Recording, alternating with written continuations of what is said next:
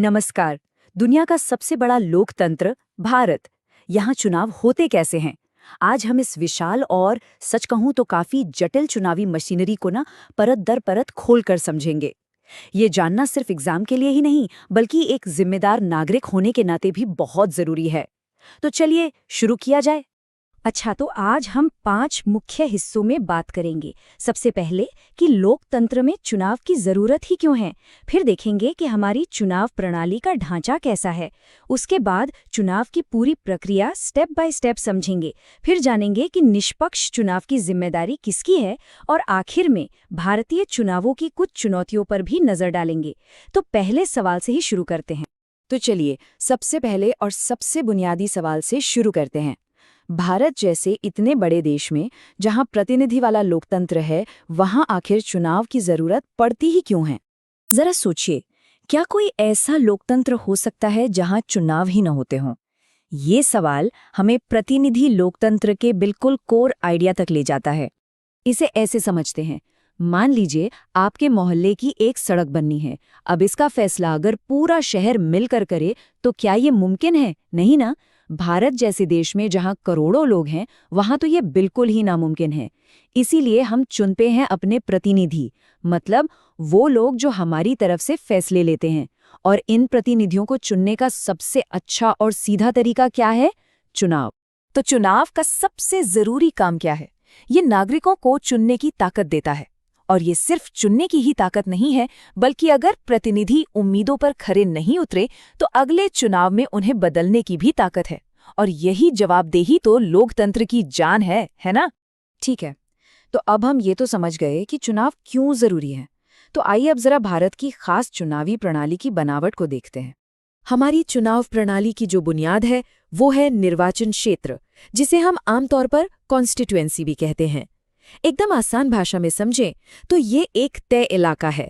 उस इलाके के सारे वोटर मिलकर एक प्रतिनिधि चुनते हैं, संसद के लिए सांसद और विधानसभा के लिए विधायक। अब जरा इस नक्शे पर नजर डालिए। ये दिखा रहा है कि कैसे पूरे भारत को लोकसभा चुनावों के लिए ऐसे 543 निर्वाचन क्षेत्रों में बांट दिया गया है। हर एक क्षेत्र से एक सांसद चुना जाता है, जो संसद में जाकर उस पूरे इलाके की आवाज बनता है। पर सवाल ये उठता है कि क्या सभी को बराबरी का मौका मिलता है? हमारे संविधान बनाने वालों ने इस बात को पक्का करने के लिए आरक्षित निर्वाचन क्षेत्रों की एक बहुत ही अहम व्यवस्था की थी। इसका मकसद था समाज के कमजोर वर्गों, खासतौर पर अनुसूचित जातियों और जनजातियों को संसद और विधानसभाओं में सही प्रतिनिधित्व दिलाना। अगर हम इन आंकड़ों को देखें तो लोकसभा के कुल 543 सीटों में से 84 सीटें अनुसूचित जातियों के लिए और 47 सीटें अनुसूचित जनजातियों के लिए रिजर्व्ड हैं। याद रखिएगा, ये आंकड़े परीक्षा के लिहाज से बहुत महत्वपूर्ण हैं। इन आरक्षित सीटों पर सिर्फ उसी समुदाय का उम्मीदवार ही चुनाव लड़ सकता है। चलिए अब चुनाव की पूरी प्रक्रिया को शुरू से आखिर तक समझते हैं। ये एक बहुत ही व्यवस्थित और स्टेप बाय स्टेप चलने वाली प्रक्रिया है। देखिए, चुनाव की पूरी प्रक्रिया एक कहानी जैसी है, जिसके 6 मुख्य हिस्से हैं। कहानी शुरू होती है वोटर लिस्ट बनाने से, फिर आता है चुनाव का ऐलान, इसके बाद उम्मीदवारों का नॉमिनेशन, फिर चुनाव प्रचार का हल्ला गुल्ला, फिर आता है वोटिंग का दिन और आखिर में नतीजों का इंतजार। आइए हर हिस्से को थोड़ा करीब से देखते हैं। पहला और सबसे जरूरी कदम है एक सही सलामत वोटर लिस्ट तैयार करना। इसे इलेक्टोरल रोल भी कहते हैं। इस लिस्ट में देश के उन सभी नागरिकों के नाम होते हैं जो 18 साल के हो चुके हैं और वोट देने के काबिल हैं। हर चुनाव से पहले इस लिस्ट को अपडेट किया जाता है, ताकि नए वोटर्स को जोड़ा जा सके और जिनकी मृत्यु हो गई है या जो कहीं और चले गए हैं, उनके नाम हटाए जा सके। चुनाव की घोषणा के बाद पार्टियां अपने उम्मीदवार तय करती हैं और वो अपना नामांकन पत्र दाखिल करते हैं। अब यहाँ एक दिलचस्प बात है, हर उम्मीदवार को एक कानूनी शपथ पत्र यानी एफिडेविट देना होता है। इसमें उन्हें अपने खिलाफ चल रहे गंभीर आपराधिक मामलों, अपनी और अपने परिवार की संपत्ति और देनदारियों और अपनी पढ़ाई लिखाई का पूरा ब्यौरा देना पड़ता है। और पता है, ये सारी जानकारी जनता के लिए खुली होती है, ताकि वोट देने से पहले हम सब अच्छी तरह जान लें कि हमारा उम्मीदवार कैसा है और फिर सोच समझकर फैसला करें। अब सवाल उठता है कि इतनी बड़ी और पेचीदा प्रक्रिया को आज़ाद और निष्पक्ष तरीके से करवाता कौन है? यहीं पर एंट्री होती है भारतीय लोकतंत्र के एक बहुत शक्तिशाली गार्डियन की।